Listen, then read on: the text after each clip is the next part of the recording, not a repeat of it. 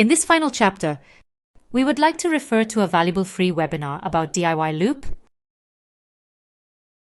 In this video, Nabeel Khan, a diabetes technologist from BCDiabetes in Canada, shares a comprehensive overview of adjusting therapy settings in DIY Loop based on real-time data from Nightscout.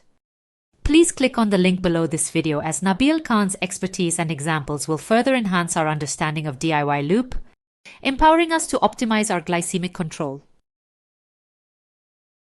In addition to the valuable information provided in this chapter, we encourage you to watch a YouTube video by diabetes technology blogger Justin, where he demonstrates how he personally utilizes DIY Loop with Dexcom G7 and specifically highlights how he analyzes his carb inputs, how he uses overrides, and why he loves the connection with his Apple Watch.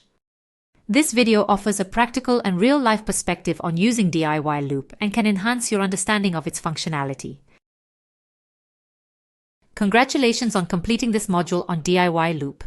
You have gained a comprehensive understanding of the features, functionalities, and best practices associated with this innovative, automated insulin delivery system. Armed with this knowledge, you are now equipped to harness the power of DIY Loop and embark on a journey towards better diabetes management. Remember, diabetes management is an ongoing process, and continuous learning and adaptation are key. Stay connected with the Loop community, seek support when needed, and always prioritize your health and well-being. With DIY Loop and the insights of Nabeel and Justin, you have the tools and knowledge to take control of your diabetes and live life to the fullest.